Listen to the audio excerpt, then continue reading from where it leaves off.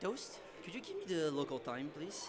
Of course, it's time for Granblue Fantasy versus Rising Top 24 here at Outplayed 2025 in beautiful Vienna, here at the Hilton Hotel. Ladies and gentlemen, everyone watching, I hope you're doing great. It is your boy Toast on the mic, joined by none other than Mr. Yips himself, Naihu. Good morning, Les Basketball people. Welcome back to this second day of Outplayed. Just like Toast said, we are ready and locked and ready for this top 24. Are you hyped? Oh, I am absolutely hyped. We have a wonderful giant stack bracket here going on with over 100 entrants, and the best 24 have already made their way painstakingly into this bracket. And there's a lot of action coming up today here at the Outplayed channel, as well as the Virtual Dojo Vienna and the Zero Fundies channel. We have Melty Blood top 8, Uni top 8, Blaze Blue top 8, as well as Granblue Rising top 8 later in the day, closing out the event at that primetime spot. But over on Virtual Dojo Vienna, where we are right now, we're going to do the top 24 for Rising, and later you guys will get to enjoy the top 8s for Street Fighter 6, for Uni, and for Strive. And we'll also have a bunch of low activities in the Zero and Fundy spots, as well as the team battle that we'll be doing a bit later, since we couldn't do it yesterday because of the Blaze Blue community, but I won't say anything more about it. But yeah, we're looking to get started here with one of our first matches here over on the winner side of top 24. We have Neff versus Yuna.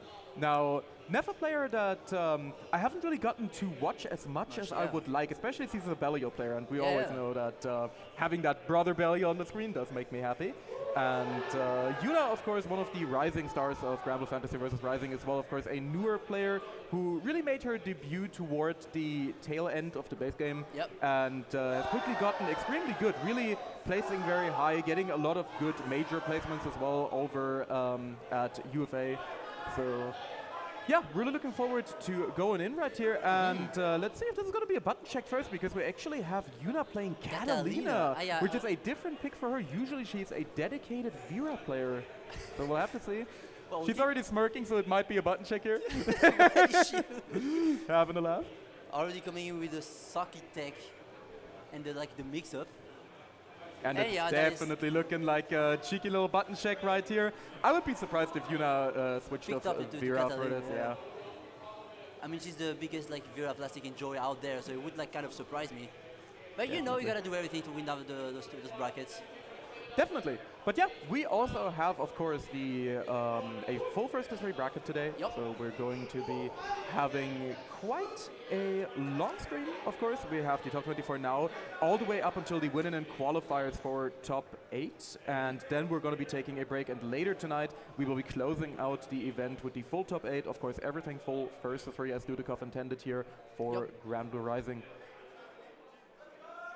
And well, while we are doing the winner side of the top 24, we can already start taking a little look, quickly little look on the loser side. We can already see that MFH already beat Viver 3-0 and is advancing. The humble Uwe man. They're playing. They are playing. Rising. But yeah, let's get into it with our first real match of this top 24, Granblue Fantasy versus Rising at Outplayed 2025. We're hyped and we're getting into it. So, what do you think we'll see out of this Neff character with the Belial? Actually, I'm quite interested to see how he plays this matchup, because Belial does have the opportunity to play a little bit more of a mid-range game in this matchup against Vera. Vera doesn't have a traditional fireball or too many good, anti-zoning tools, and Belial as a character is very, very flexible with his playstyle. You can be very, very aggressive, like we saw, for example, yesterday from Daenerys in one of the pools matches, or you can play a more passive game around this fireball, which is really good because you can anti-air people with it on reaction. You can pull it back if people jump it. And we're trying to see the attempt right here from Neff early, but Yuna immediately finding a good cheeky little hit, trying to bait out a BC on the Lumi there immediately, but Neff not biting, choosing a better moment right there and immediately going for a 6XL pressure. And now Yuna resetting his pressure and going for the 6XL reset on the Luminera, already going to SBA, Jesus Christ. Yeah, really big combo. Fast conversion as well. Doesn't quite get the clean hit on the DP, so we're not going to be seeing that follow-up. Neff choosing to go for the ultimate DP to get out of the situation, the classic 2M. People have been getting smoked by that ever since Season 2 of Blaze Game. He needs it. He really does not need it, but hey, you gotta deal with it, and we'll see how Yuna gets to go away from this corner, though she has a real good like health advantage and the low jab to finish it off. Getting the first round here at AUTplayed 2025. Yeah, very good little counter poke right there. Of course, Vera has a very privileged white woman Farlight, which she can get a lot of use out of. Really good whiff punish here on the 6-6H. We'll be able to get her a nice little meterless conversion as well. Applying the pressure, well, you see, Nep is doing the classic Belao pressure, but Yuna still sometimes gets out of the corner and gets to apply her thing. So like, it's really like a back and forth going on right now. Nev going for the command nice cheeky grab. command grab. That's how you know a Belial player is kind of feeling themselves, because that command grab on paper shouldn't be good, but it just is because the character has so many different other tools. Reversal with the super, she does get a combo off of that now. I don't know who asked for that, but here we are. Nev already in the corner, getting absolutely schmixed up here. Strike throw at the Lumi shimmy to finish off the first game for Yuna. Nev starting off the round strong with the with the Belao pressure, but Yuna just like mixing everything up and like taking everything from her, to her. Definitely the Lumi coming out here in the neutral as well. Gonna be looking for a cheeky little hit. The M Scarlet of not being interrupted by Nev, and that's a big counter. It's a big capitalization here as well from Yuna, cashing out into the big damage. That's 50% gone. The UDP, nice option to get out of the corner. He does net you that nice hard knockdown that you don't get on heavies anymore. Yuna not fumbling too much on Belao pressure, and as soon as I say that, Nep finds a little hit. Maybe he can like turn this momentum to get a little bit more damage in this corner right here. She was coming out, and the 6XL wall won by Yuna. Going back to the mid screen. Never mind, another 6XL. I gotta love Rising, I guess. Going for a full combo extension here. Maybe going to SBA. Cashing in the damage, making Yuna lose 1 BP in the process. Yeah, setting up a really nice situation as well for the Oki here. Belial does get a decent amount of Oki from this. I'm smelling a command grab coming personally. She's choosing to go for the stagger instead. Yuna keeping it simple, but just going for the reversal super, and that does animate, which is going to be death here. And Yuna will be taking the round, poking him straight through the chest. The demon has been defeated, and now Yuna taking another round here. See me, I would have found out the back at the exact same play, because why in the hell would Yuna put up this random SBA at that part? That's why, she's also good at this game, because she just like picks up the most strangest option that you can ever imagine, but it still works out, Usagi style. Yeah, there's definitely method to the madness here, especially on her defense. She's been getting a lot of good counter pokes. She's been able to escape this corner pressure quite a bit. And Neff also hasn't been capitalizing on every hit that he's gotten. He's missed a few conversions, and Yuna has been very much on point with hers, which is why it's been a little bit more difficult. Going for the reversal super himself here is Neff, and will be landing here, of course. This is going to be another good Oki situation in the corner. Does get a little cheeky meaty right after, and tries to bait the ultimate DP, but it's just a little bit too early on it. The delay to 1 for M here, hitting up Neff, finding up the sits. Maybe it's time for him to get this round back. There, yeah. But doesn't matter, because the 2M will find its mark right here, and the 2M Far Heavy Classic. Belial has been pressing that for 5 years straight, and it's still good, baby. You already know. No one has been able to stop him, not even Fukuhara himself. Maybe we'll get to see something like this in Season 2. Who knows? Who knows? Fablephone is going to have it, but better. Trust. With this heavy fireball game too, with all the elements. But here we got Neff doing some pretty cool hair shenanigans, going to the corner with a second hit, going to the full extension as well, getting the SBA out.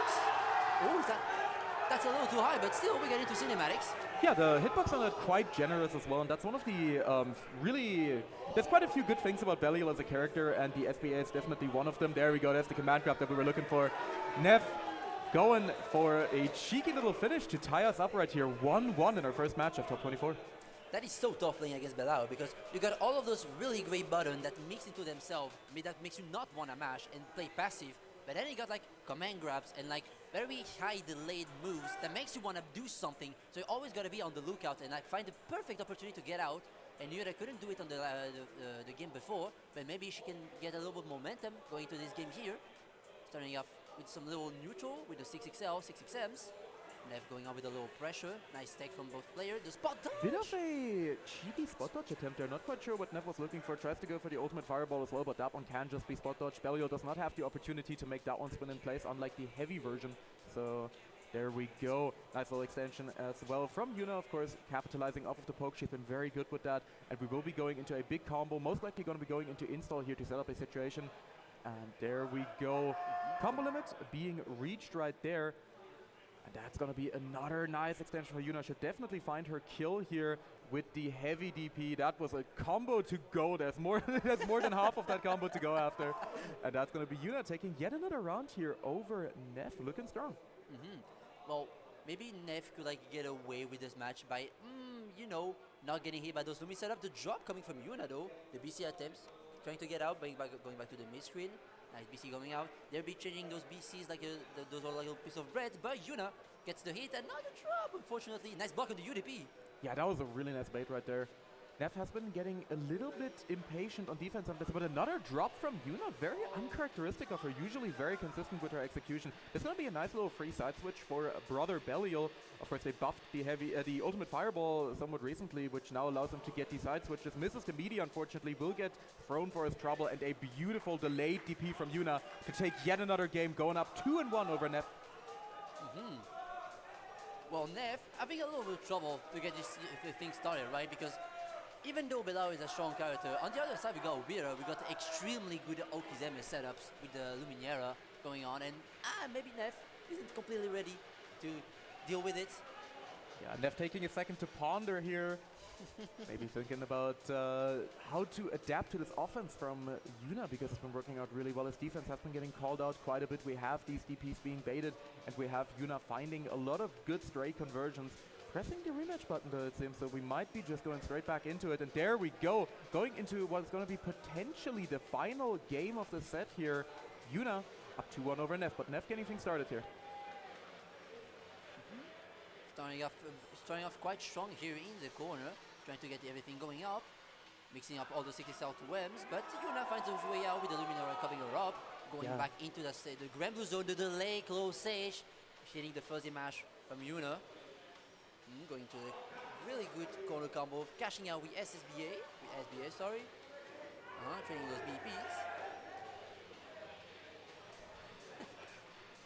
And there we go, Neff cashing out once again. It's going to look for a shimmy here, try to get real cheeky with it. The Fogel special coming out as well, but Yuna does not bite, staying very patient on defense, but chip damage will start mounting up and will become a factor. And a nice little 6XL there, whips the button, goes for it anyway, and that's going to be Neff taking the round. Maybe that little pondering that he just took was just enough for him to like to get into the zone. Nice delayed close sage with the anti-air here, dropping the combo, but still getting to the corner. Nice 5L mash. Or trying for the tech bait. Oh, tries to go for the 5U. Nice reaction from Neff, and this will be a good combo. No fireball to extend this. Nice little MDP going back and forth here in the mid game. That's Footsie's. That's Footsie's, baby. Nice little extension here from Neff. Going to be able to carry all the way to the corner. Combo limit coming in right at the end.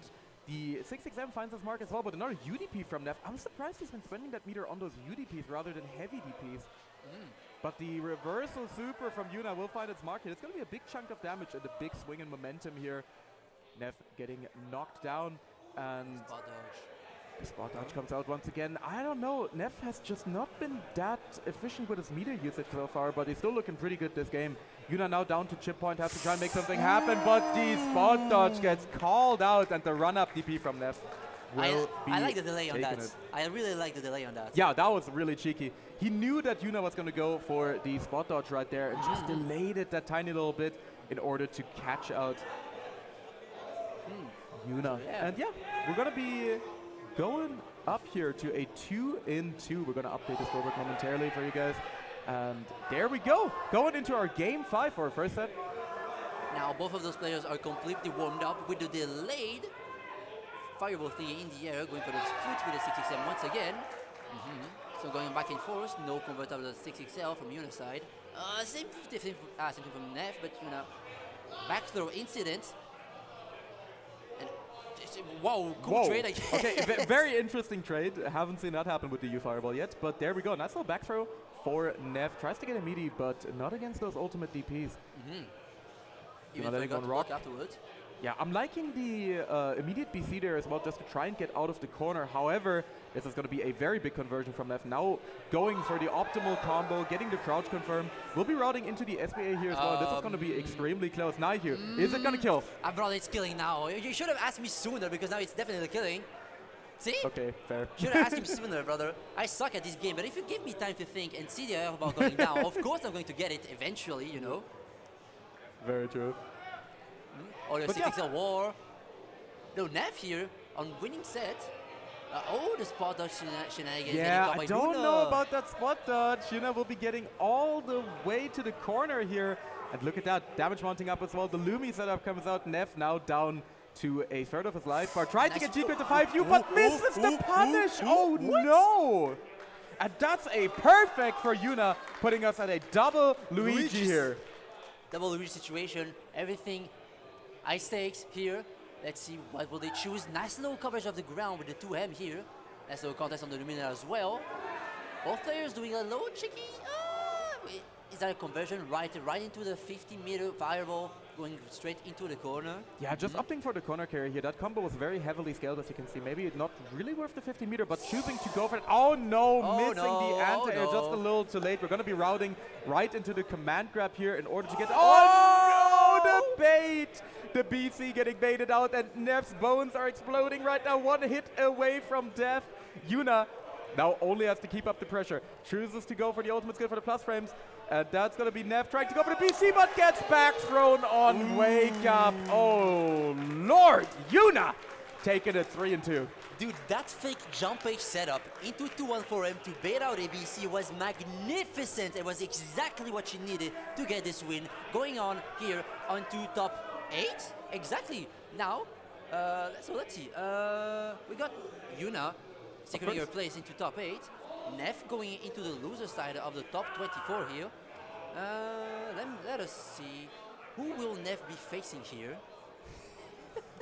Well, first we're going to have another banger of a match coming up, because we're going to stay on the winner side matches for now, because we have none other than Dudikov playing against Default, and the old guard versus the rising star coming up right here. Dudikov, of course, has been a top player ever since the exception of a base game. He's been a long-standing name in the community. Also, you know, hosting his own tournament or two, definitely putting in a lot of results, just like this near small over here. There we go. And yeah, I'm really looking forward to watching him play again. It's going to be interesting to see whether he's going to go for the Duda Matera or the Duda swap of skills here, repping the Seox or repping the Matera. On the other hand, of course, Default is a humble Moonflip merchant. He will be playing Narmaya. I pretty much have no doubt about that. Yeah. He's been doing real good. Well, Default here, it's really like a fun little story, because you got like the Boomer versus the Zoomer. And the Default giving me a little wink on the side. I know damn well he's going to hit those really weird like Moonflip setups and resets. You can just know he's like, he's getting like a Zoomer pill, you know? Yeah, if you've been watching any European Granblue recently, especially a lot of these online brackets, you'll know that Default is, his Narmaya is certainly, let's call it unique. He has a style to him, he's got a style to him.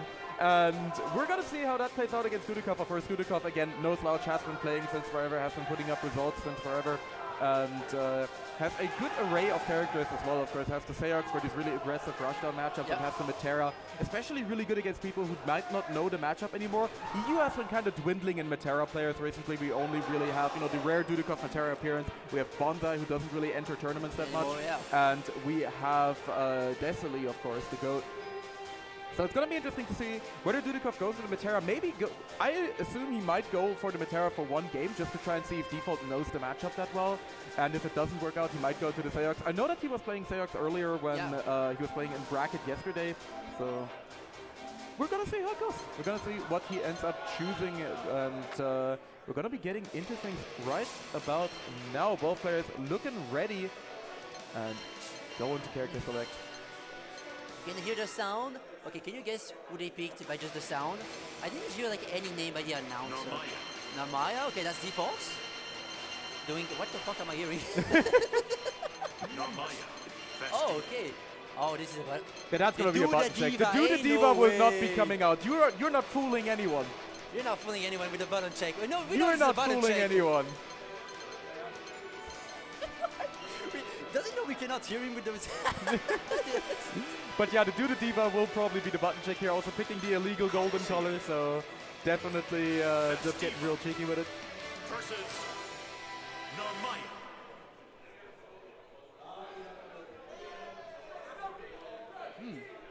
Okay. And there we go. Getting ready. Both players going into the button check right here to get us started. And that's gonna be, of course, Default even has the, let's just call it the popular Narmaya skin on deck right there. And Dudikov No comment repping on the it. illegal color. No comment on it. Yeah. Feels like they're ready with the button checks. Default is still like Yeah. moving around a little bit. In the meantime, let's have a very quick look while we're still loading into the while we're still loading into the game here. Let's have a quick little look at the loser side of the bracket and see what has happened so far. I'll let you guys know real quick because we had Skill 3-0 winning over Memphis. We'll be going up against Pixie Luwayne next. Pixie, of course, beating Nexus 3-0, definitely. I know that man got Luwayne knowledge checked into Oblivion. We also have a banger coming up on the loser side later where we're going to have Virum, who just beat Mr. Cake, versus Riot, who beat Tuho Juho. But right now we're going into Dudikov versus Default, and we have Dudeslop versus Default. The Seahawks immediately coming out here from Dudikov. We'll see how both of these players can, you know, knowledge check each other, and then we'll see who's going to be the biggest zoomer, because clearly those characters were not meant to be played by boomers who want to play slow games, right? Are they starting here? Going for the wall dive, nothing happening. Nice little target pressure going into the corner. I like that Dudikov gets to have this absolutely putrid color and weapon combo. Like that is just, I feel like that thing is just there for psychological damage. You got the meow sound effect, you got the RGB gamer color sponsored by Razer. I call that fruity, you know. Going for the bait setup, nice recognition on default side, only one BP, though he has a lower health advantage, going for the close-ish Kagura midi. Nice little punish from Dudikov working as anti-air. Alright, a little jab, spinning all of that meter into that move, and the delay close sale coming from default, getting the first round here on the second game here at AUTplayed. Yeah, Default looking strong so far, but Dudikov has been making a lot of good use of his ultimate skills. Seahawks, a character who has some really, really strong ones, especially that cheeky little neutral skip with the Super 6U. Guys will counter poke as well, using the far light, getting a small extension, baiting out the throw. You should not be tagged against the Dudeslop, baby. I mean, even like outside of teching, they're not blocking anything. They haven't paid $60 to block in this game. See, parry coming out, mash coming from the default side, going back back throw. incident. Oh no! The moon flip on the back throw, going to the full extension in the corner. Spending that BP. I'm not sure. I agree with the BP usage, but still get a lot of damage. Oh Reset with no! the default, what the fuck are you doing? The Shimshams with the heavy moon flip right there. Getting the first game here for Default. Dudikov getting caught out, and all of that off of one back throw, just going awry. That's the default mindset, baby. Dudikov. That is the default mindset. Okay. Let's try to read what Dudikov is saying to his brain. Should he switch or should he stay on the Dudeslop? Yeah. We'll Thinking, have to checking this see. out. That's crazy. Like, how could you even like be in the zone when you have something like this in front of you, like default in front of you? How the fuck do you contain that default, you know? There's just no way. Oh, the 6XL, they're not blocking Can't everything. default the default, and there we go. 6XL conversion, nice stuff here from Dudikov. Putting default in the corner immediately, getting that close medium as well. Doesn't really have any cooldowns up to extend. And the scam flash coming out as well immediately, trying to go for the cross up on the jump. BC coming out from default, whipping the throw, but Dudikov not really finding any major hits just yet. Tries to get super cheeky, calling out the parry, but unfortunately to no avail. Default, of course, immediately going for the ultimate move to get into the ultimate DP. This man is spending all the meter. Fukuhara decided to give us meter for everything, so we might as well use it. Ooh, the delayed H move. I got delayed by that, but still, Default getting the second hit afterwards. Okay, he's playing strongly here. Dudikov maybe has a wrong bravery point usage here because he got caught with 0. Nice little challenge on the H dive here, going for the little medical cell. Let's play the H to get a demons. 6XL Gaming, they're not blocking anything as they would have. Oh, the little contest here coming from Dudekov's side. Into the corner. Nice UDP coming from Default. Not allowed Dudikov to get the... I'm surprised to see a lot of these UDPs coming out from Default, considering the fact that Narmaya's heavy DP is already quite a strong tool, but I guess he really values the knockdown in these corner situations. There we go, going to choose to spend the bravery point again. Default has been very liberal with those, and again, the same thing! Dudikov is old. He is getting caught by those. And once again, Default will take another game with the cheeky reset, going up 2-0 over Dudikov. Dudikov, exactly, ZK in the chat saying Dudikov to activate the FT3 value, everything for the FT3 agenda, right? We gotta prove that this matters for the players. Now, Dudikov on the first two games probably got a lot of information and Do we see the Dudarat? Or is he taking a little bit more time to like ponder about how to contain the little defaults? Default is locked in. Dudikov is definitely pondering. You can see it on his face. He's got contemplation. He's meditating. He's trying to keep it together and not choke Default out for moon flipping him once again.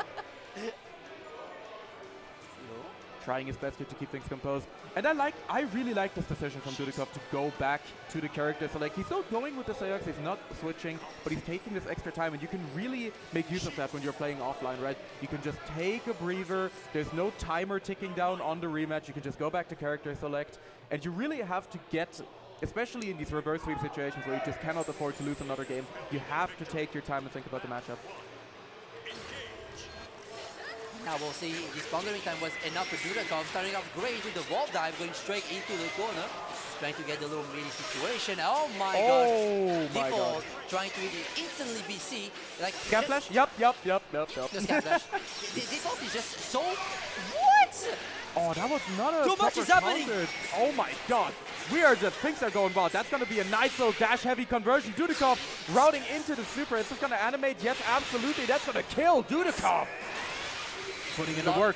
Locked and loaded, is ready to come back from this 2-0 deficit. Already starting great, you know, with the delayed option, because Default has been representing like mash super early, BC super early, and DP super early. So you know, you just like gotta like tighten it up, but also like keep it as loose.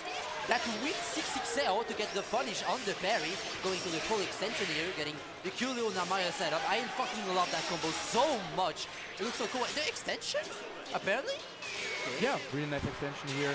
Now, Dudikov trying to get real cheeky with the J2 and 4M, trying to get a cheeky little cross up in there, but Default with the moon flip once again. The moon flip merchant with yet another successful sale. Even the crowd is like yelling for Dudikov to wake up, or even yelling for Default to take this win.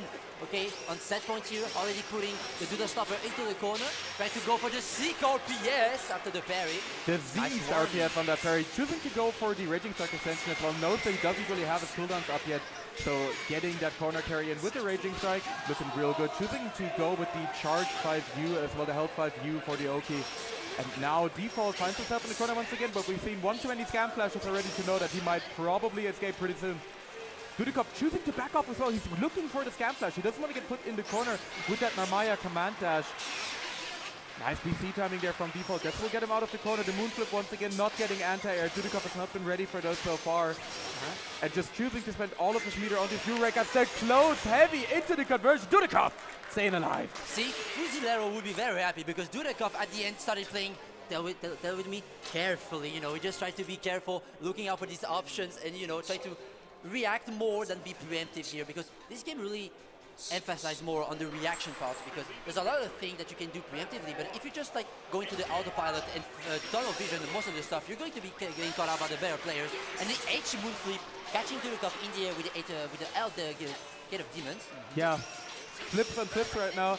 Dudikov this time not falling for the bait, staying patient on defense. I like that. With the late button check as well. Doesn't really want to get caught out by another run-up moon flip. And the nice counter. Oh, the boomer check! He's old! No!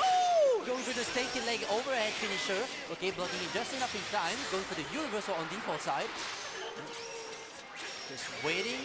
Oh, tried to counter the wall dive, but choose the wrong option. Dudikov dropping here. Yeah, a little bit of a do the drop right there. Looking a bit shaky still. Default just gambling on his offense and getting the throw right after. Wow. I didn't even know you could delay it that much, the Setsuna version of that move. Jesus Christ. That was absolute gambling. That would have been punishable on block from that spacing for sure. Maybe we could see Dudikov react to those like moon flip with parries a little more. There we go. Dudikov Once again getting caught out here. And what was that? Trying to that go was a for good a kill. cheeky little whip parry. Dudikov getting the heavy parry on deck right now. Oh, with Default the though masher. might actually be able to finish things off here. Dudikov still in full BT, so it's gonna be pretty close. The SBA comes out. And Default yes. takes the set. Winning up the game 3-1, Dudikov was just now ready to contain the Default with all of this preemptive action on Oki. Brother was just straight up not blocking. Look at the crowd cheering on my boy Default, locked in for this top 24. Default with a lot of crowd support as well. Came here with his boys, they're all popping off in the background. And you love to see it right there, the crowd support for Default. And speaking of crowd support, I think we have a player coming up who will get quite a bit of support in the chat and from the crowd as well, because the next game is going to be Release Bogus versus Vittori. The Bogus will not be contained anymore. Vittori, of course, already meandering up to the stage. He's looking pretty relaxed, you know, it's looking pretty chill. He looks a little defeated, actually, maybe a little sad. The Connect, we're not doing Connect 4 on top 24, brother. But Yeah. you know, that's the Should have face done of that at someone. pools, yeah. That's the face of someone who knows damn well he's going to pick Beatrix. Yeah. He's not taking Anila anymore. He's like the Anila representative. But no more Neo. Yeah, Where is Vittori Anila? definitely like the #1 fake fan. Yesterday he was wearing like 2 pictures of Anila merch. He's got like the Anila t-shirt on and everything. But he was just playing Beatrix the entire bracket. We even saw him on stream playing against our wonderful TO friend Black Lotus here from Virtual Dojo Vienna. But also, you gotta understand him. Why go down the tier list when you have a pocket pick that is like a pocket character that is so strong in the meta right now? Yeah, definitely. I mean, Beatrix, despite her nerfs, is still one of the best characters in the game. And chat, all I can say is that she feels so Sigma.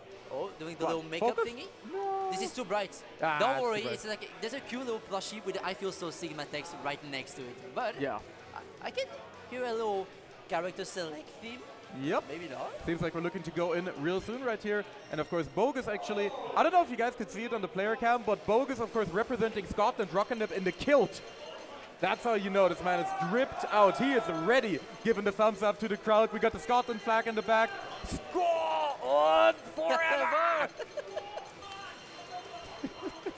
If you Crowd guys want to already scream popping like this, up. might as well get closer so we can hear you in the mic, you know. Might as well get closer. There we go, getting ready. And there we go. Currently, just want to say as well, we want to give a huge, huge shout out to the Virtual Dojo Vienna team. They have been doing a wonderful job this entire tournament. They've been really welcoming to the Granblue community. They've been doing a beautiful job both this year and last year, really giving Granblue some really good preferential treatment. I mean, we're going to be the event closer as well this year with the top 8 happening as the last thing to finish off the tournament. And it's going to be wonderful. Currently, we just have a button check going on in the background. Don't worry about it. You guys are not missing out on anything. We're just getting that sorted in the background. And yeah, once again, big thanks to Virtual Dojo Vienna, the entire team, who are putting on this beautiful event. The venue is great. You guys can catch a few glimpses of it, but it's a beautiful ballroom here at the Hilton Hotel in the middle of beautiful Vienna, and it has been a great time so far. Also want to thank our sponsor Red Bull for keeping us energized and hydrated this entire tournament as well. And I mean, we definitely need it. You got to stay hydrated right here. It has been a sweaty old time, I tell you what. Yeah. People have been locking in. These sets have been high energy the entire time, and it's been great. Nike, what's been your favorite set so far that you've watched? Just of the entire tournament so far. The fucking Lowain mirror that we The saw Lowain yesterday. mirror? Oh, the Lowain no. mirror, that was so funny. I really wished, like deep within me, that they play Connect 4. See, even he agrees with me that it was the best set that we've seen for now. It was definitely quite the fun one to behold. Honestly, I really loved watching the MFH versus Nexus set, you know, Secret versus QB. Because both of those guys are great, of course, you know, MFH, a fellow Siggy enjoyer, Nexus, a German bro, also Yep. KOF player, K-Dash player, even better. And I always love watching those two play. They put on one hell of a show in pools, even went down to, you know, final game, final round as well. So that was a really good one. It's been really, really fun so far. And yeah, we have a lot more bangers coming up, especially in the loser side of the bracket here, which we're gonna stream quite a few of those matches later as well. Nike, do you want to tell the people what's been happening in the loser side? On the loser side here, we got Skill and Pixie comfortably playing the lower FT3 here, maybe finishing soon enough. On the other side, we got Virm Arite, and you know, what is very funny about Viram is that he's the most goated commentator of all time because he's Yeah. both good at the game and good at yapping. And Yeah, I there's a don't know world- how he does it. There's a world where he gets to top 8 and will have to DQ. Yeah, he will have to DQ because Viram will be commentating top 8 later, so he might even get to top 8 here after DQ. So, So that's rough. literally, his only purpose here is to gatekeep a ride from getting into like even close to top 8. It's just the gatekeeper, the ultimate gatekeeper, as well as we also had like the result coming from Edema and Rachel's flex offender, top shooter, and Mr. Top Shooter, who beat Skill yesterday. I just Yeah, want to point he out did. again, in one of the biggest upsets of the tournament so far, Top Shooter managing to beat Skill. And yeah, he told me, I talked to him about it after, and he basically just told me, yeah, he's very, very comfortable in the Siegfried matchup. Skill opted to go with the Siggy, and he's very comfortable with that. And he also said that, you know, Skill might not have that much matchup experience against Eustace. Yeah. So yeah, managed to pull things together there. So I'm really happy to see Top Shooter coming that far. He's improved so much as well. You know, I remember having him in the beginner slot of our weeklies. Yeah. So that's really, really cool to see. But yeah, what's also going to be really cool to see is this match coming up because we have released Bogus versus Vittori. let's see if the Bogus is ready to be released. Definitely letting the intros rock as well. He's even got the wine bottles on him.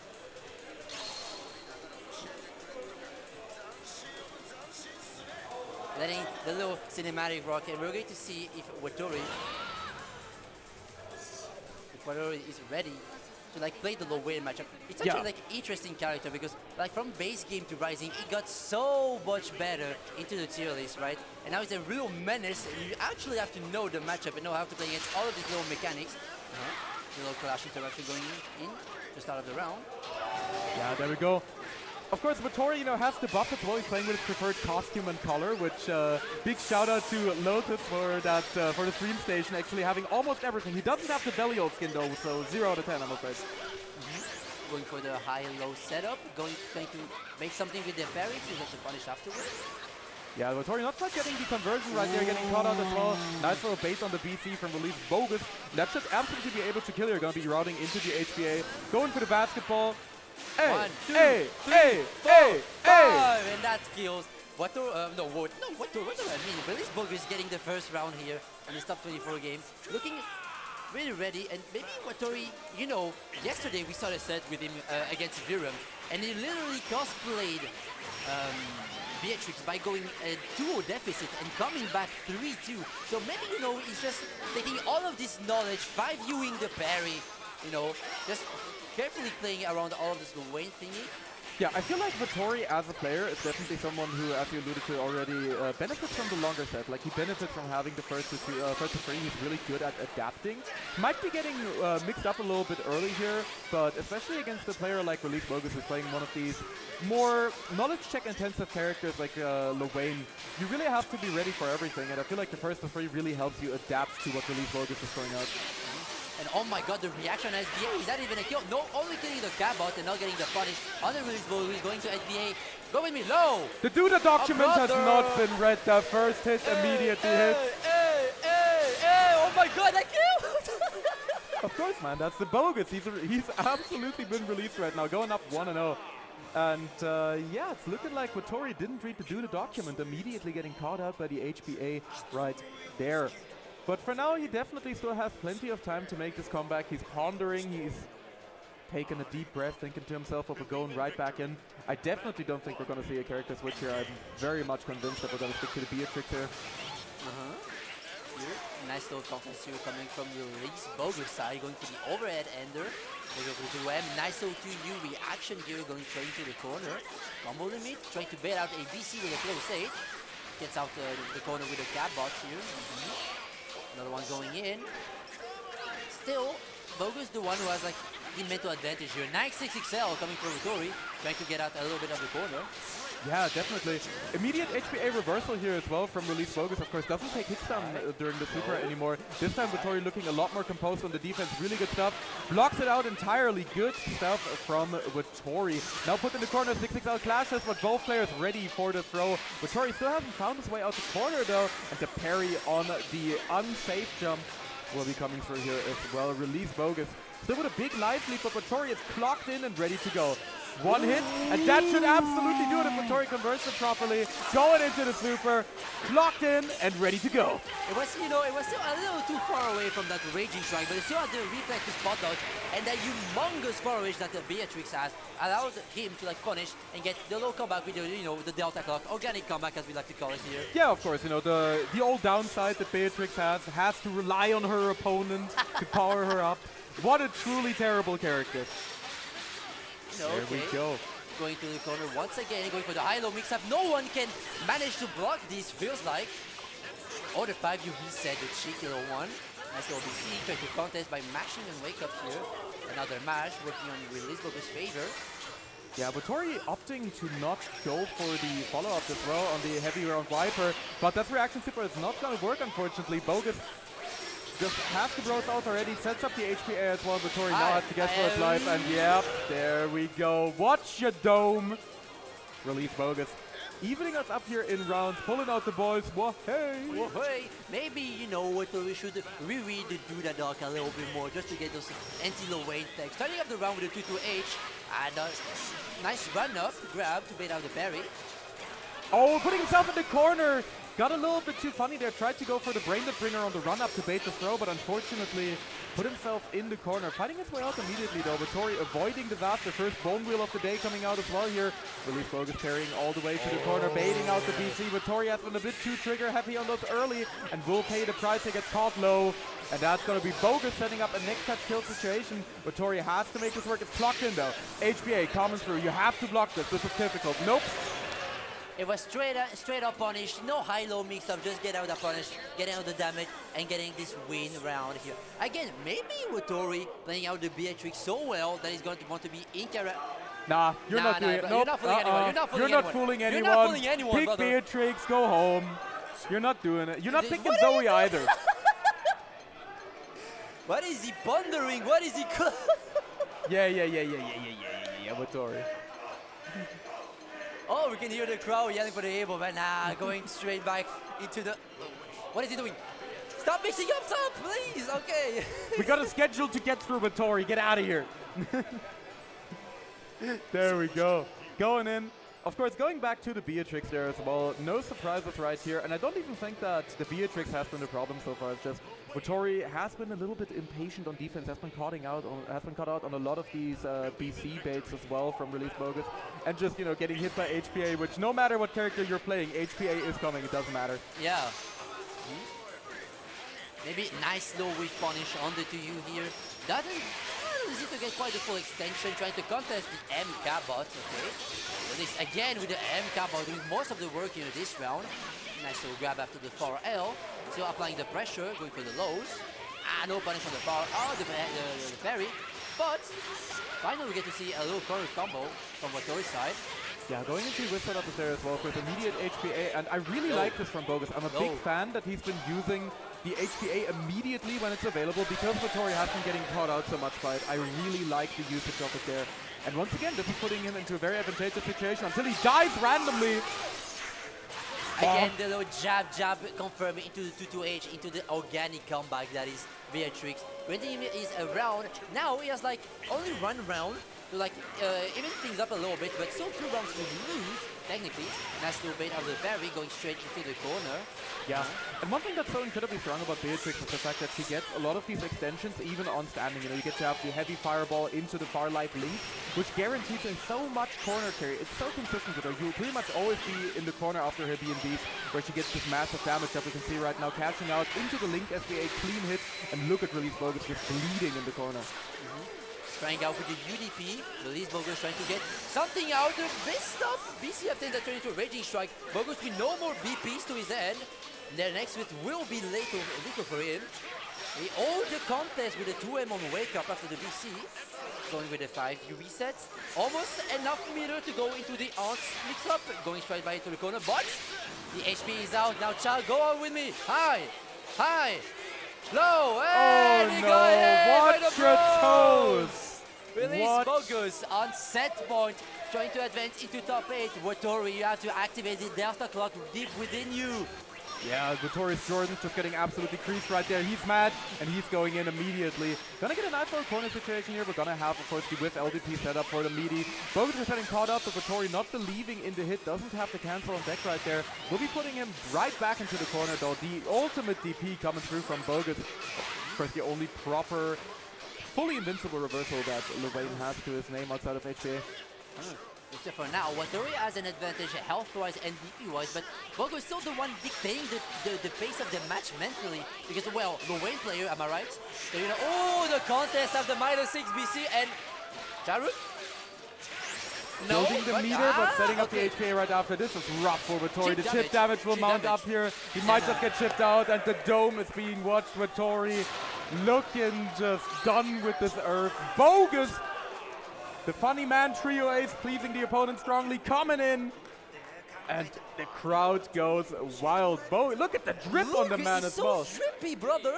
Bogus, Bogus, Bogus. Come back, show up. Show up. Like, come here. Look at how show the people the kill. Look at this. It God so damn. Good. Damn. Damn. He got that on. He got the trip going on. Most of the people here, one funny thing that I got like warned on before going to AUTplayed is that people dress up on Sundays. Yeah. That's so funny. I even got the, the little dress here. Little bow tie man over here. That's like such Bring me my overpriced cocktail. Looking okay. I'll do it. I can bring you okay if you want, but like I don't have a cocktail. I have water. Hydrate yourself, chat, and drink chat, hydrate. Look at these beautiful outplayed bottles, by the way. These are so cool. The merchandise looks very good. Definitely. So, who do we got next? Yeah, we got another good match coming up. He's already waving to me. We got Mr. Fogel coming in. And he's going to be playing up against none other than another crowd favorite, another European favorite, and Mr. #1 ARC World Tour leaderboard right now, Mr. Saki. Even before the match, Fogel already getting mixed up by the yeah, already getting mixed up by the seats. There we go. Beautiful. Pulling out the Sonic Fox tech real quick, just switching the seat. Oh, I didn't get this feed. Like below your screen, we had the match feed. Yo, that's so interesting. There you go. But yeah, both players getting ready right now. And I like that Saki is already carrying the Nier small with him. He's pretending like he still plays Nier. And you just killed it. My God. I just killed the Nier There you small. go. There you go. Don't worry. We got a replacement. So there you go. I'll keep the broken one. I'm the one who broke it. I'm so sorry for Nier. Nier getting killed once again. First it was Fukuhara, now it's Naihyu killing the character. Shout out Gekiko. And there we go. We're getting ready. And we will most likely be seeing the Saki Catalina here, I believe. And Fogel, no doubt in my mind, will be repping the Belial, one of the dedicated Belial bros here. And another player who came into the scene quite late, started with Rising. And I believe is coming from both a Strive and a Smash background, if I'm not mistaken. And has been putting in a lot of work with the Belial, has been cooking up. And I mean, I always respect it, of course, fellow German bro, fellow Belial enjoyer, so gotta root for him.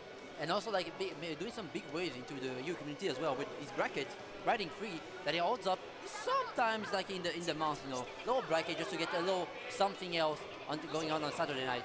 But I have like this one cool little question.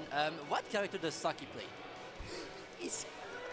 Well, it depends, It depends. It depends really on the patch, really, because if you look into his history, he always had like a Charlotta, who is like his character at heart, Yeah, but Saki plays whatever is good. There's a reason why we voted for him. Like the community, Saki got a community-voted award for the biggest tier whore in Europe, and I respect that. I respect that for sure. He's looking at me. He's shaking his head. Everything for the win. Don't worry, Saki. You're just a smart competitor. Don't worry about it. Picking the Nier, of course, early and getting his ARC World Tour Platinum qualifier win at versus fighting with the Nier. Oh, yeah. And of course, switching to Catalina now. Catalina, a character widely considered to be one of the best in the roster as well. We already see it. No pretenses here. Immediately going to the Cat and the character select.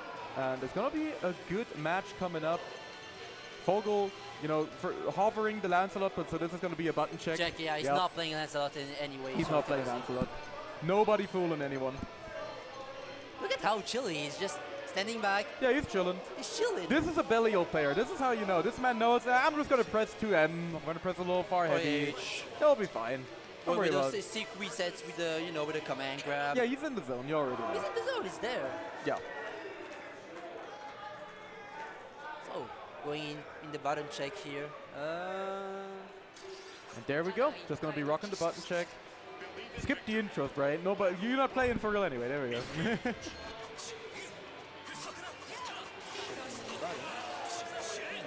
So, if we take a little look back into the loser part of the top 24, we saw Virum getting beaten 3-0 by a right. He did not achieve his So you're game. just lying. He's beaten 3-2 by right. Oh, wow. Yeah, there you go. 3-2, yeah.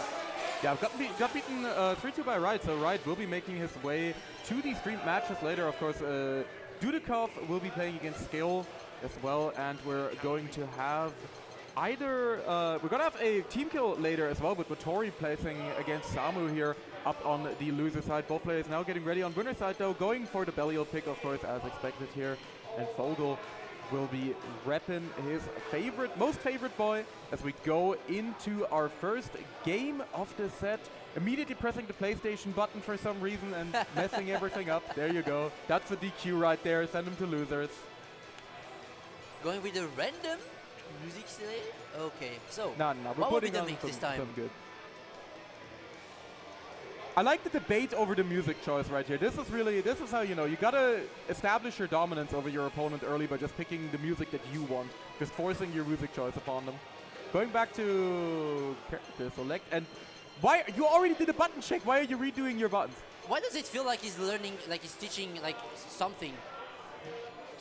What are they yapping about? I have no idea what they're on about. But there we go. Looks like we're hopefully going to be getting into things now. There we go. The fist bump coming out. And we're going to be getting into our first match right here. You can already hear the crowd cheering out for Fogo here, going straight into the one of the last match of the even in the last match of the winner side of top 24 here. We get to see if either Fogo or Saki gets to go into top 8. There we go. Letting the intros rock as well. We got that anime on deck. And Fogel with the good color and glasses choice. This is something I always respect. If you pick like whack glasses on Belial, you might as well not play the character. Get out of here. This is the correct choice. He got the memo. It's Sunday. You gotta drip top well, you know. Yeah. You know, believing in victory here, going into the first round. We see the mix.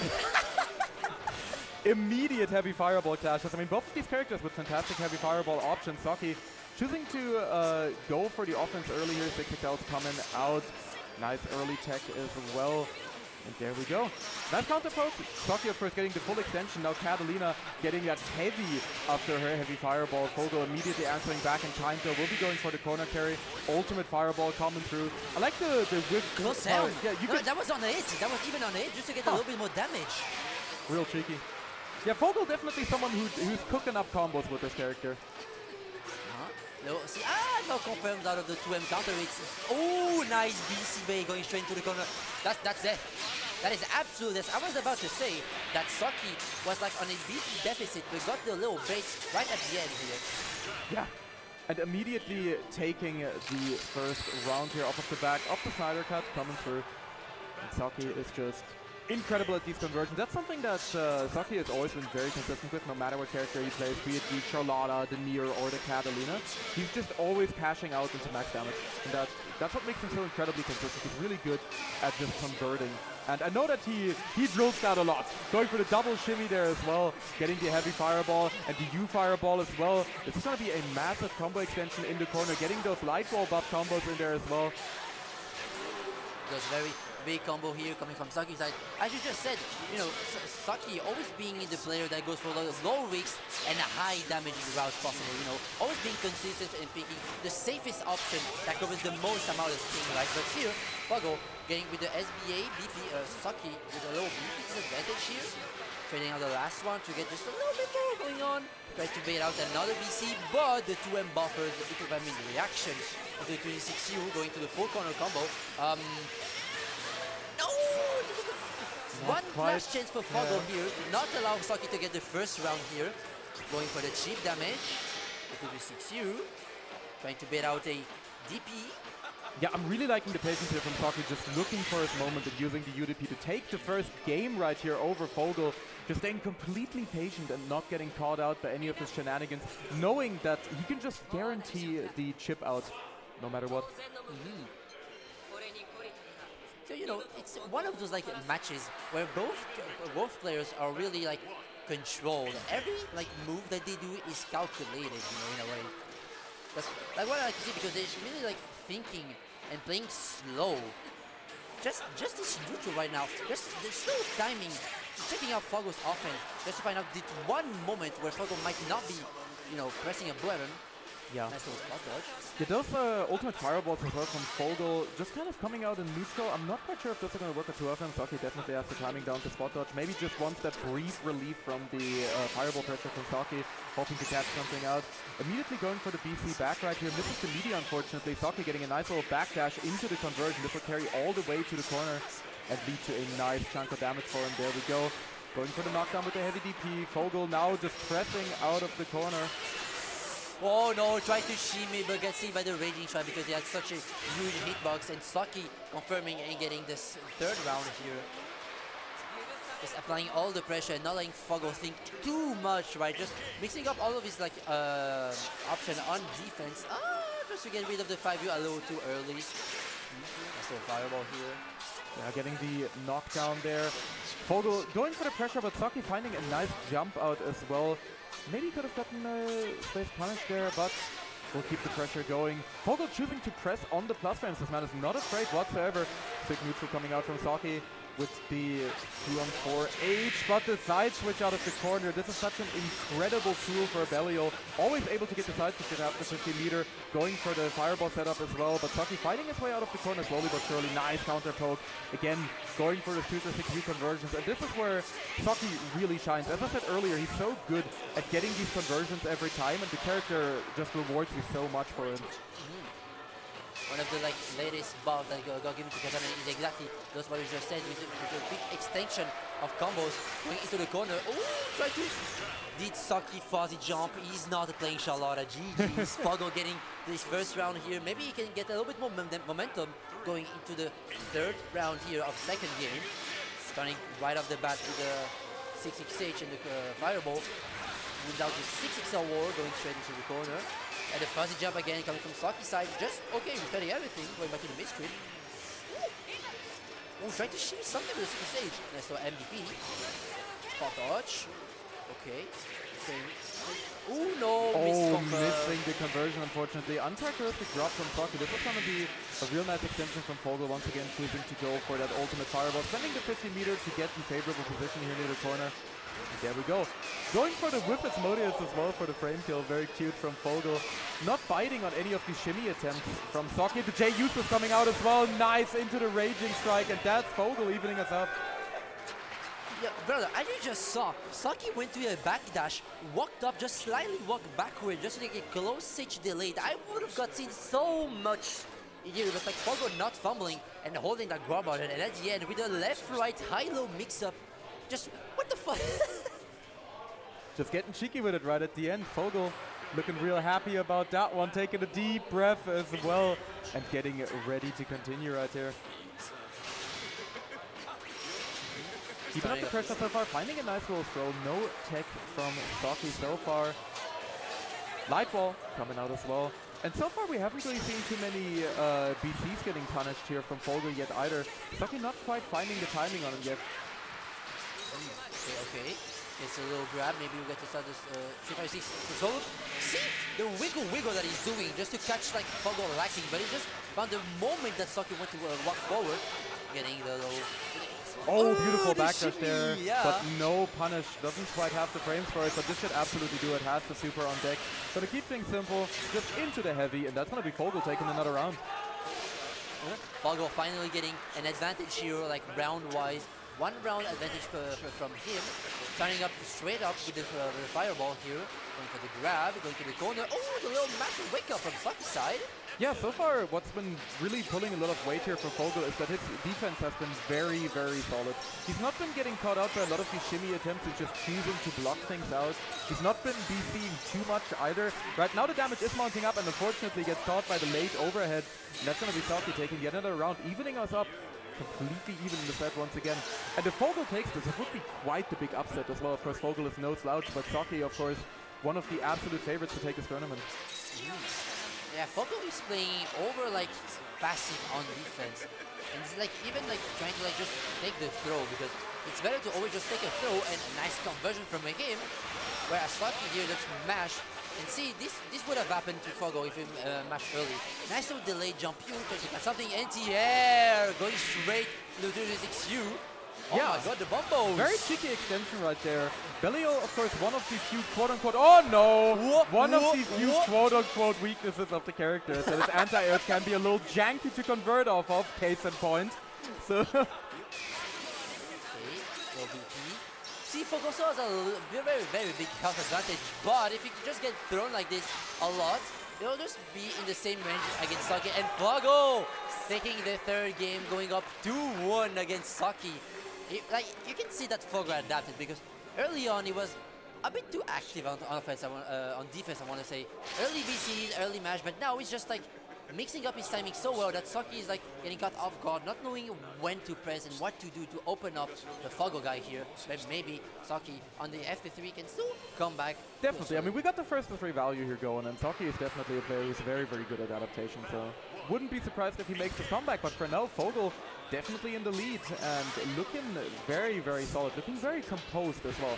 That's something that can always happen to you, especially if you're playing against these known top players that you just kind of start cracking under the weight of expectations here and just start spaghettiing, but Fogel so far has just been looking completely chill. He's not been looking panicky at all, and that's something that's been paying off for him really well. Good spot dodge there as well. Both players just choosing to toss out these ultimate fireballs.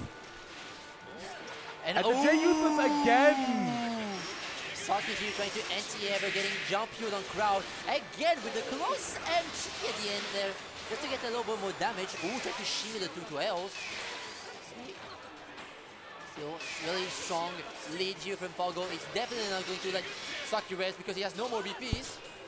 The little fuzzy jump out of the corner. Going to get out there. Yeah. What a counter mash, and Fogel will be putting himself on set point over Saki right here. And now is not the time to fumble everything. You just gotta stay locked and loaded, ready, just for any option that could come up. Oh, doesn't quite get the extension right there on the counter hit, but Fogel finds the throw anyway. Saki now in the corner, goes for the BC, finds the 6-6L, doesn't quite have the spacing to extend. But Fogel still looking pretty solid right here, not biting on any of these light ball baits as well. However, the classic. You know, if I was at like Fogel's place, I would have mashed that 60 so much sooner, but it just like tried to wiggle in and out just to whiff punish Saki's the option, but it still got to hit with a 2M. And for now, it looks like Saki has the advantage going on in this round. Finds a little 2M, finds a fireball and gets the round here. Saki not letting himself be overtaken that easily by Fogel. Yeah, fighting back right here, and we are going to another round. Fogel staying alive, going for the heavy fireball right off a rip as well. Good counter from Saki once again. Been good at interrupting the offense so far. Oh, this is a rough one. Nice spot dodge timing, but unfortunately doesn't quite get a punish right there. Nice extension once again, using the ultimate fireball to try and get more corner carry in there. We'll have a nice advantageous situation here. Oh, tried to enter with a close heavy, but mistimed it a little bit. Will be punished pretty heavily here. All the way coast to coast. Going for the full extension here to the corner. So Saki being ready, does a big health advantage, maintaining the Fogel into the corner, not allowing to escape, and again trying to find the same opening that he found the round just before. And Saki getting the fourth game here, going maybe to a double win situation, but nonetheless getting to the game 5. Yeah, definitely on the game 5 right now, and both players definitely feeling the situation right now. You can look at both of their faces and they're both definitely, they are definitely feeling it. Trying to play a little bit of footsies, going for the throw this time. Yeah, I'm liking this is a very specific thing that I've been seeing from Fogo here, which I really enjoy a lot. He's been varying the timing when he does the follow-up on the fireball, so he gets different throw timings. As you catch up Saki off guard here, so it's like a BP disadvantage, try to go for the shimmy to make out an option. No spot dodge on 362. Nice little jump in, he gets a cute little punish. Going for the corner carry, nice little 2L match just to get back his turn. Ooh, the PC8 from that far away. The little 2M mash, not ready to block low. Have to go for the 2-1 for you. Okay. What's happening here? Playing a little bit of footsies, 2M mash to catch up the low shimmy attack. Saki has no more BPs. Finds a UDP here, but like next touch can be like devastating for both characters, especially here since, okay, nice little universal. Yeah, there we go, beautiful reversals from Fogo. Coming through, choosing to go for the plus frames as well. He just wants to go for the chip out there. I think he's just trying to get Saki in a situation. But, beautiful DP. Both players just kind of down to their last leg right now. Fogo still has to BP, but the sick neutral. The high risk, low reward TM. Shout out to Deviants coming through and getting Saki on match point. So like Fogo is like locked in. It's like you can tell that he has like the mental composition to face Saki, and he still has like the right choice. But at the end, it just comes up to like there's no situations here again with the close end. You can see that Fogo is like really taking this character and like impersonating him as much as he can to like get Velaro in him. Okay. The late cell, MDP. Saki representing those like reversals a bit much because Fogo is getting away with those reversals too much. Okay. Yeah, nice extension again. Fogo looking pretty good right here, going for a very tricky fireball setup. That one was not that real though. Saki not reacting, could have gotten out of that one, and then another counter poke into the U fireball. Going to the corner with the Katani Kamo that we know so much. We've stopped the 5U. Some situation. UDP coming out from Saki's side. Looking very rough for both of them. No, it's here! Oh, what a counter poke! H. There we go, the classic 2M4H coming through, and Fogo once again finds himself on set point. We'll see who's will be getting like the sweet spot into top 8, who will be doing the best choice that they can. Okay, try to mash up to the fireball. Space, nice little jump out to like not getting hit. So itself, the grab, like to control the space with the jump H. Slowly but surely finds the H. classic coming through, but definitely going to be converting into the U fireball once again. The cheeky close medium in there as well, going for the extension. And Saki now finding himself in the corner. Fogo like a hit and a half away from taking the set right here. Saki down to 1 bravery point, and this is huge here because if Fogo finds a shimmy like this, it could absolutely end the set. Jumping though, Saki activating the Charlotta instinct. This was punishable, and Fogo should be able to cash out heavily here. Going into the ultimate fireball, not opting to go for the SPA. What is this routing? Can he kill off of this? Looking cheeky, and he does it! Fogo takes it 3-2 over Saki. And the other one said, oh yo, Fogo with the fucking optimals here. I really doubted that this would kill, but that was so clutch coming from him. Wow. Jesus Christ. With a huge pop-off, getting the little hug. Jumping out the seat right there. Wow, what an upset from Fogo. And man, that routing at the end, not going into the super, scared me so hard. Come to Papa, baby. He's so happy to see his go. Thank you, getting Fukuhara, top 8. for making this character top tier for 5 years in a row. That is my GOAT. Thank you very much. But with that, we are finished with the winner side of the top 8. Just to let you guys know, Yuna, Default, Bogus, and Fogo are going to get into the winner side of top 8. And now we'll be getting to see 4 other matches, which are Dudakov skill that they're trying to get set up. Nef Arait, Saki versus Top Shooter, and Watori Samu. Yeah, the Watori Samu match got hurt, and both of them really good buddies. Definitely going to be a team kill here. Only one of them can make it through and advance in the tournament here, of course, on the loser side. Now it's down to the wire. Dudakov and Skill getting set up. And, you know, Skill, as we said, getting knocked down into losers somewhat uncharacteristically early here by Top Shooter. So it's going to be interesting to see whether he can make the comeback and beat the Dudaslap going forward. Clearly, Skill being the only French representative here in the bracket, still like got the low place into the out finals, you know, last week into Kayane, and just straightly going into AUTplayed just afterwards. He's such a mad lad. Getting that win and just like switching up to another low bracket. You can see that Dudakov is getting ready once again, just to see. I don't know which character Dudakov will be getting. Maybe the Duda Slop, the Duda Rad. Who knows, really? Only comes up to what he wants to do. Where is Max Verstappen? Where is Kyle actually? Can I like spot his head? I can spot his head all the way out into the other side of the venue. Just watching the Melty Blood top 8, just like next to me. You can see the little staring right at me with the with the Mikala ears. So funny, man.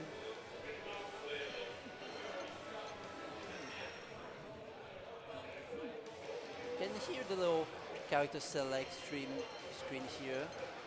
Pick up the character, getting ready here. What is up? What is right behind me? What is it? Do you feel so Sigma? Are you so mad that I like took your spot on top 24?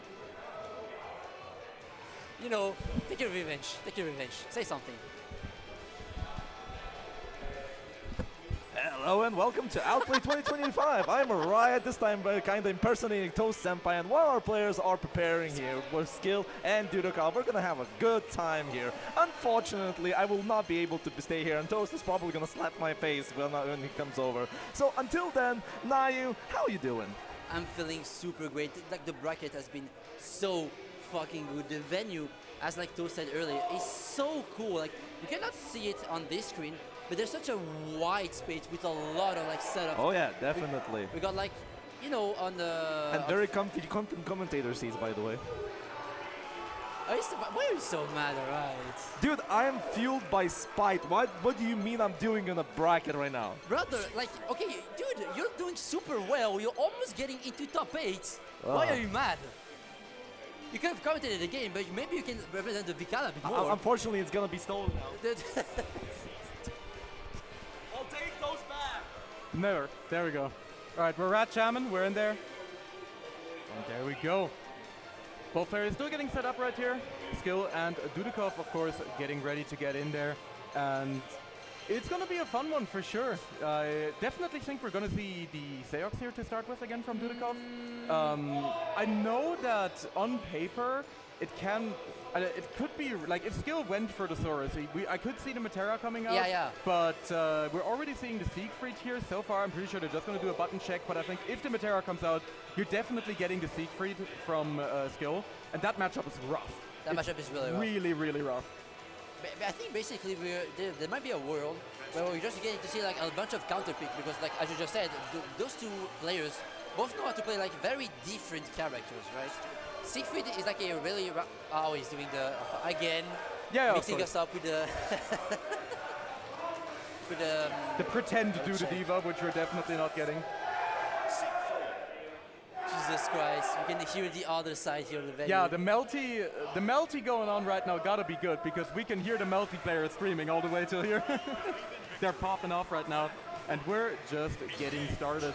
Of course, button check right here, and not sure what they're cooking up here. Turning up the music. All right. Turning up the tunes. I respect it. Also turning up the voice. Just why not? They're getting everything louder so you can like cover up the thing around you. You know, just to be fully in the zone, right? Definitely. We cannot see. Washed. What do you mean washed? What do you mean he's washed? Do the job. Don't say this.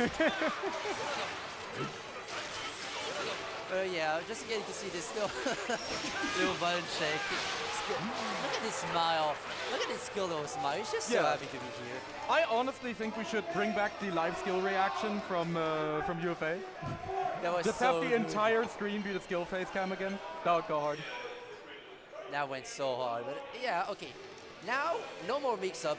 We'll get to see who they'll be picking. So, No, I don't think. I think we're going to start out on the Matera here versus the Saurus, but I do believe that if this doesn't go well for Skill, he will definitely switch to the Siegfried in this matchup. just because it's incredibly rough for Matera. Siegfried has so many good tools to deal with Matera. His U-Fireball is really good, his SBA is incredible, and he only really needs to hit Matera twice, pretty much. Yeah. There we go. We're getting things started right here, going with the Matera versus the Saurus.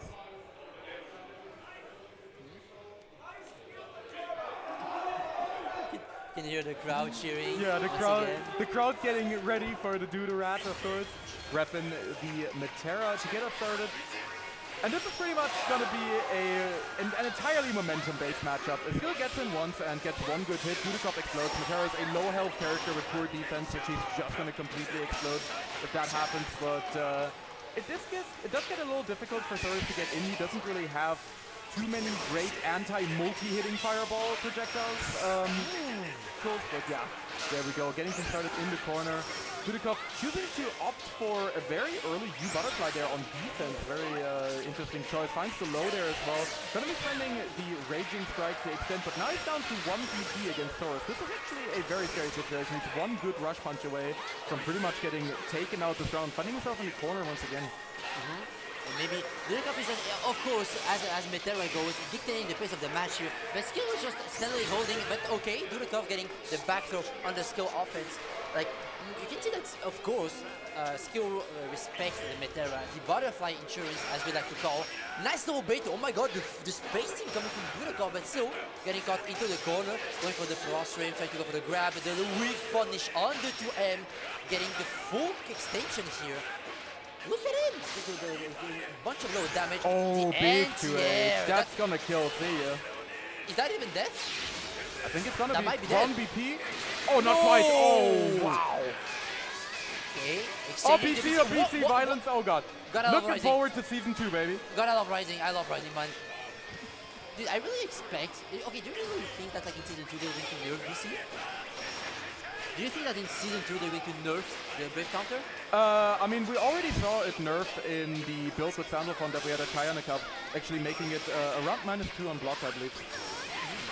And oh, the U-punch going through the projectile here, getting full-on conversion in the corner, finish down with the runouts. Okay, the butterfly insurance going for the high-low afterwards, using all those cooldowns to keep it to keep the skill away. A little anti with the arrows. So you gotta watch out because Skill got that meter. He will be spending it at the right moment. Nice going over the H punch. No conversion, trying to wake up with something. Yeah, going for the ultimate rush punch there, but so far none of those have really hit their mark. However, that axe kick is brutal nowadays. 5-frame option that has Clash level 4, so it beats out heavies, which is just absolutely brutal. Now Skill will be taking the first game here over Dudikov, and it's gonna be interesting to see whether he sticks with the Matera, because Skill definitely seems adept at the matchup, even though it's technically quite difficult for Saurus on paper. You can definitely make it work, and it's so momentum heavy, it's such a swingy matchup that you can just win off of one hit anyway, but it's looking like we're going for the rematch. It's not looking like the Theox are coming out just yet. Really, Skill is playing actually so carefully, you know, Fuzzy style, just walking slowly, not doing too much preemptive action, and just looking at how Dudikov likes to zone to, you know, adapt back. But looks like that he's like ramping up the offense here, baiting out the Universe, and as you said, momentum heavy, and he got the like round win in about like 20 seconds. Yeah, that's just how it goes with Saurus. And Skill is so good at that as well. I feel like Skill really embodies this character at this point. I know we've seen a lot of speed freed from Skill over the time, and it's just been really, really good to see him really come into his own with Saurus, though. He's been the only person who's been consistently only rocking this character pretty much in Europe, and he's been putting in so much work with a character that not a lot of people consider to be, you know, at that citizen line of viability. Okay, going for the U butterfly. Dudikov at the brink of this, trying to contest here. No more like meter coming from Skill, but the 3 point, and Skill taking this second game so fast, going up 2-0, like only got to talk a little bit, and okay. Yep, that's gonna be the Sloppenheimer coming out right here from Dudikov. No surprises there, honestly. I mean, that match was kind of a wash. Skill was just pretty much dominating the pace of the match the entire time. and now he's just going to have to switch it up with Seox. However, you do get into a bit of an awkward situation here where you want to be in Saurus' face with Seox, which he really likes as well, and a lot of the time you can just randomly die off of an axe kick beating out your option. But I'm pretty sure, Very like, easy to just explode. yeah, but I'm pretty sure like Seox can make his offense tight enough to not get like completely like thrown like a child out of the balcony, you know. It's definitely, it's a very precarious matchup for both characters, right? Because Xerax can definitely put you in the blender, Saurus doesn't have a meterless reversal, but every hit from Saurus just hurts so much for Seox, and you can't keep him away either. Right now, Dudikov though getting things started, gonna be able to extend all the way into the corner. Cashing out early on with the S here, making Skill run into. Though it doesn't look like Skill used BC damage in the last round because it was playing against Methera, but maybe in this matchup it'll be a bit more important against Seox. Going out with the U reversal, getting side swap. Oh, shimmy! Yeah, that's a brutal shimmy right there. Going for the U punch to start to get the knockdown as well. Goes for the empty low. Dudikov getting caught, but still not believing in it. That's exactly what I was talking about. Any little gap in your offense, you can just axe kick it and you just die. Skill now already up on set point here over Dudikov. Maybe Dudikov playing a bit more patiently, a bit more slowly, just like he did in the match before, right back in winner's side top 24. Watching Skill, again finding the low here, putting him into the corner, no confirm on the farish counter hits. And yeah, trying to mash up after that jump U, which is not fast enough. Combo limit is just a It's just a concept. suggestion, and Saurus, Mr. Skill, will be taking it 3-0 real easy over Dudikov. Wow, Dudikov. Yeah, and there we go. We're going to be going into what is going to be the last set of the top 24 that we're going to be streaming here, since these matches are taking quite a minute. The first to three value coming in. This is what Dudikov intended for us. And the last match will be that ever so important team kill that we guys have already promised you. It's going to be with Tori versus Samu, Beatrix versus Charlotta coming up real soon. And after that, we will be taking an extended break because top 8 will be closing out the event later tonight at 7 p.m. So, as you just said, top 8 will be at 8, right, tonight? 7. At 7, okay. Yeah. But in the meanwhile, there will be a lot of Granblue action with the team battle, the 10v10. Oh, yeah. Do we even have the team somewhere? I don't know if we have the teams somewhere safe, but we definitely have the captains, which are going to be Skill and Saki, who both picked a roster of 10 players, and we will be running a nice little team battle right after this, so you guys get more Granblue action to watch. And then, of course, tonight you will be enjoying the top 8 for Granblue Fantasy versus Rising. The main channel, Outplayed _VDV, of course, Virtual Dojo Vienna, putting on this beautiful event and making sure that we're all having a great time so far. In the meantime as well, you can also tune in later into some of our other games that will be hosted at this tournament. Of course, we have the Strive Top 8, the Street Fighter Top 8 coming up as well. We got a Third Strike Top 8. And what I'm also really looking forward to is watching a little bit more BlazBlue, which we already had a lot of yesterday, which was really, really cool. That BlazBlue CF team battle was super hype to watch. And I love BlazBlue, that game is so good. Did you see the last match possible? Yeah, like, yeah. Like, okay. Like, I was like just playing Uni, trying out the game. I turn around, I see it's 1-1. Last round, 5 seconds left. I And see they that timed out with 0 life left, and they didn't even know who won. That was crazy. I mean, if that's going to be points. setting the pace for the top 8 that's coming up, I'm definitely looking forward to watching that. And of course, Vienna, one of the kind of the capitals, the home turf of BlazBlue as well in Europe. I'll be so ready to commentate that with the Riot. Just you know, to get the silly energy, because that bracket is very nerve-wracking, you know. Yeah. Getting that place, but just to like chill out a little bit before getting to top 8, you know, it will be just such an amazing time. Definitely, yeah. Right now, both of our players already at the station. With Tori staying hydrated, brought the Anila plush as well. Once again, pretending like he still plays Anila. I don't know why he does it. Oh, it's actually okay. It's Samus Anila plushie. You get a pass this time. All right. Samu locking in.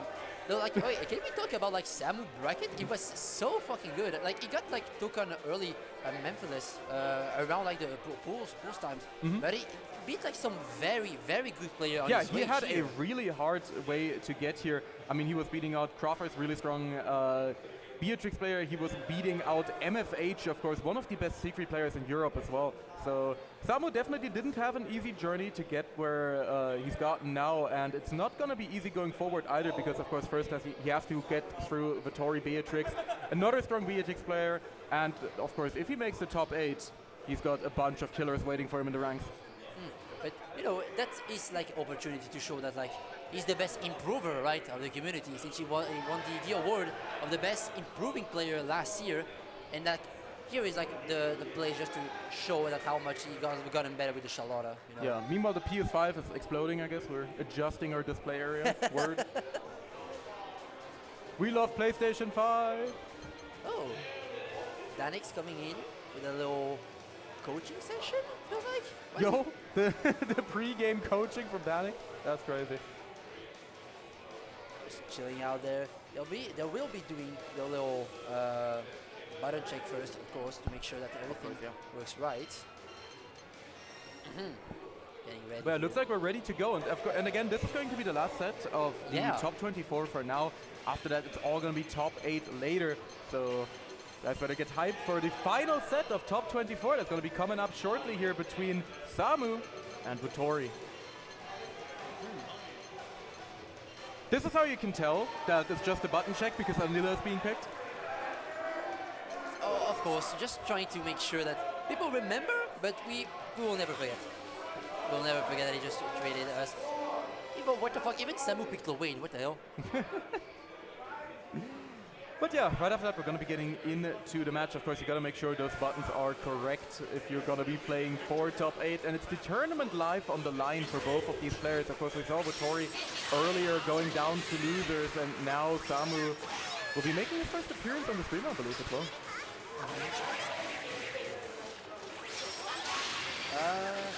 Okay, since we got a little bit of time to kill, what do you think about Season 2? What are your expectations for Season 2? Honestly, not that much. I do think that we're not going to get anything super major in terms of system changes. I think people who think that, you know, the 6XL is going to get deleted are smoking that pack.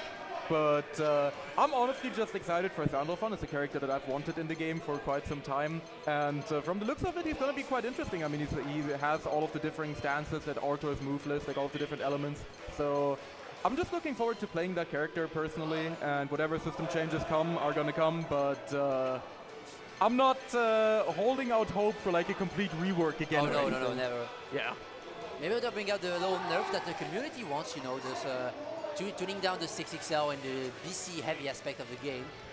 But like talking about Sandalphon is definitely going to be like a very, very strong character. But enough talking about Season 2 here with Vittori and Samu for the team kill going into the top 18 and being the last game of the top 24. Letting the little cinematic rock with Charlotte being small as ever. Of course. Not quite as small as the near small, but we're in there.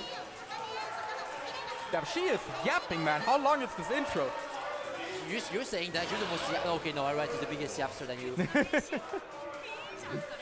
But yeah, there we go. Gonna be getting right into things here. Vittori versus Samu, Bea versus Charlotta. And I mean, both of these guys definitely are completely locked in on these characters. We know for sure that that's what we're gonna get. Starting things out with just walking back and forth for a bit for the immediate first EX ball of the set. Vittori choosing not to go for the Ender on the Ground Viper, I think is interesting. Going up with the little offense, the little delay close cell catching up the BC attempt here from Vittori's side. Okay, going over the extender here, going straight into the corner. No little command grab reset at the 2H though. The walk up grab, Samu was not ready to take those. Run up grab, Samu was not ready to take those. No run up grab, but Samu was ready to block this one. Yeah, Samu's staying very patient so far. However, the whip punish will be coming in hot here from Vittori. He should actually be able to kill, just routing it into the clean hit super. And there you have it. And looks like the other side of the venue is like yelling with the with the topic being finished. But here we got some more important business at our hands, right?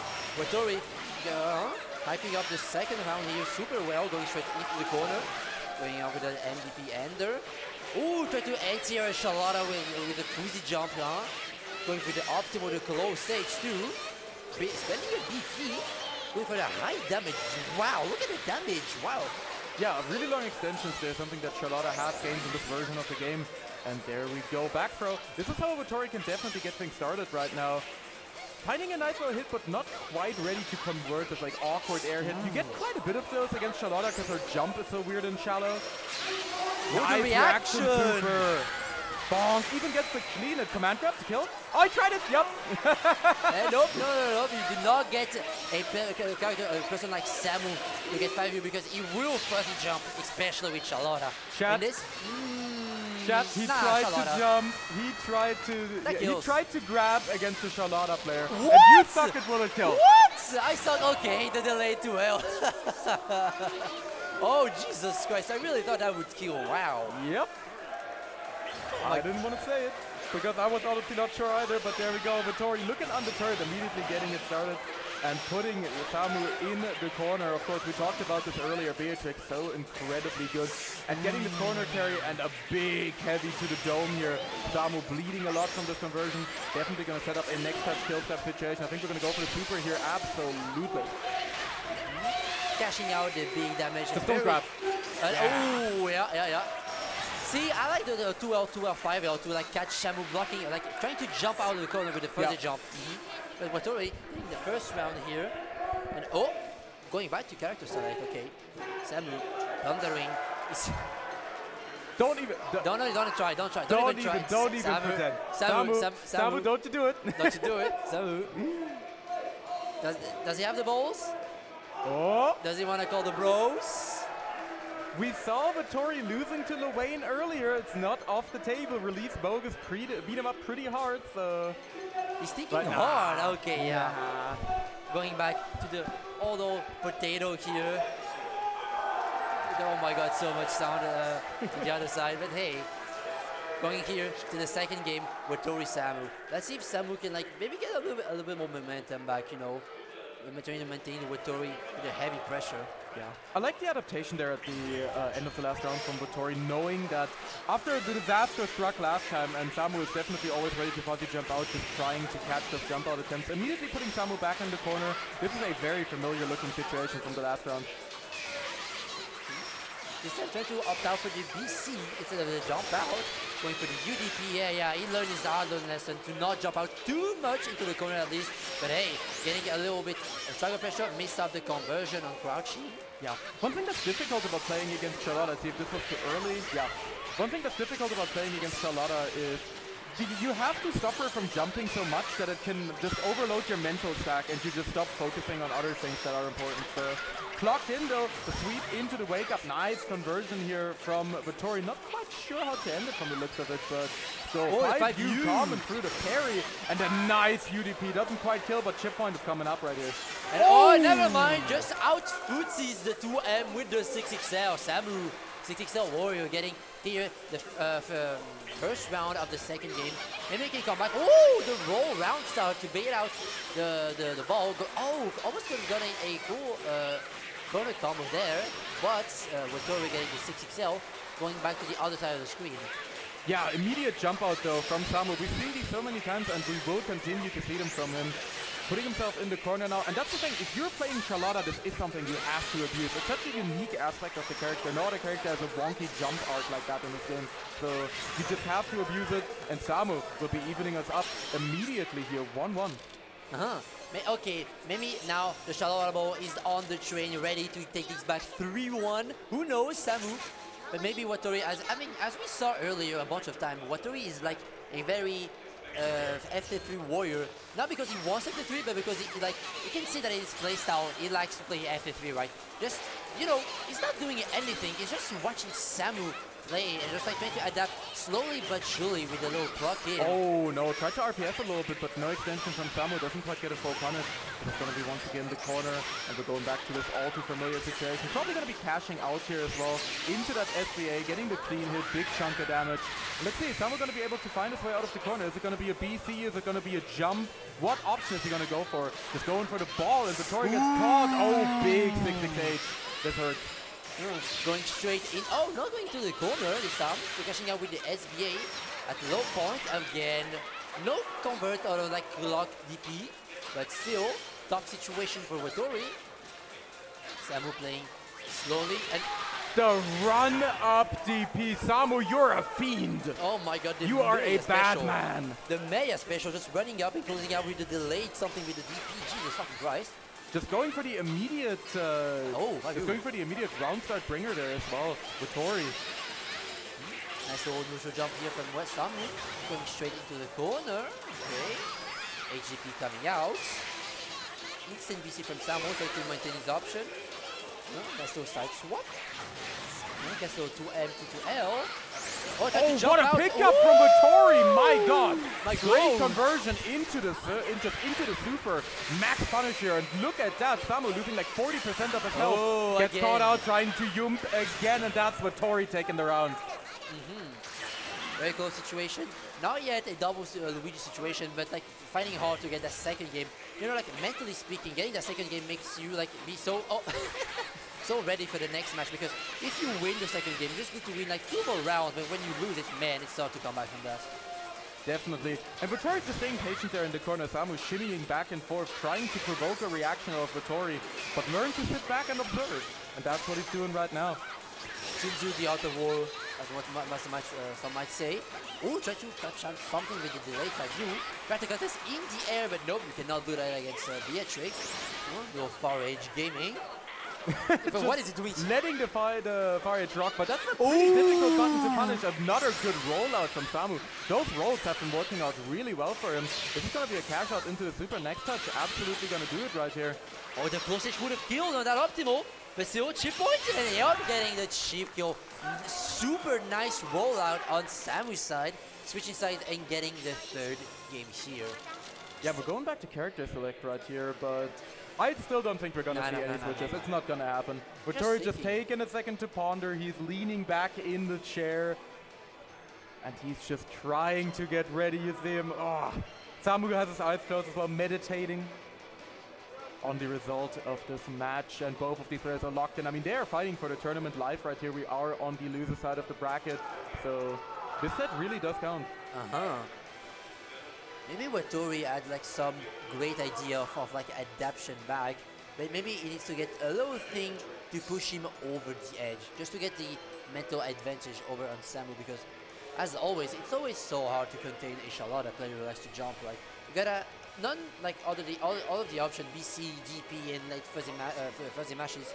You also gotta watch out with that jump that as you said before, just like it gets heavy on the mental side. But maybe also Vittori took this time to just clean things up, breathe a little bit, and be ready to like take this back. For sure. See how this one's gonna go as we get right back into the game as expected. No character switches or anything coming out from those two. Vittori going for a bit of a witch confirm right there, but isn't punished for it. He is chilling, but the jump, the baiting out the throw take attempt from Vittori. This is gonna be a nice extension from Samu. All the way into the corner, nice knockdown situation after the heavy DP here as well, the holy ladder coming out. But an immediate UDP from Vittori, doesn't want to deal with the situation. And Samu jumps again, the throws. Man, these are just not working out for Vittori right now. These jumps from Samu are just putting in all the work, and Vittori down to his last bit of life. And now the back throw inside there may be enough for Vittori to come back to the late close section. Nope, nope. Samu here with another back throw incident on set points here, going into top 8. Maybe Samu has the composure to show. And we got the crowd in the back just chanting for Samu, just popping off right now. Nice DP reaction on the 2-2, the demon flip, the 6XL hole getting won by Vittori. No confirm here on the crouching. Okay, low contest. Yeah, the 4H. Oh, it doesn't get the extension quite right. Oh, no! Again, the Charlotte being known for having a plus unblock DPs, I swear. Going for the overhead this time. No mechanic comeback for you. Ah, no clock, just no clock. Yeah, it wasn't clocked in just yet, and that should have done it. Vittori wasn't quite ready to convert into the SSBA right there, and now Samu still has a chance to win right there. The run-up super, is this gonna hit? No! Okay, no. Oh my, and it's not punished! Yeah. What? Samu did really just sit back. Run. Oh my lord. He really sat back 15 whole seconds, said, alright, I'm running in, SSBA on delay. Vittori blocked it, but no punish. And then a throw? Okay. Just I'm okay. terrified. I'm so terrified. I am terrified. What a way to end this top 24 for Granblue Fantasy versus Rising here at Outplayed. We will be finishing things up for now, but there will be a team battle in just a bit. And tonight, of course, there will be the top 8 for Granblue Fantasy versus Rising. Don't miss it.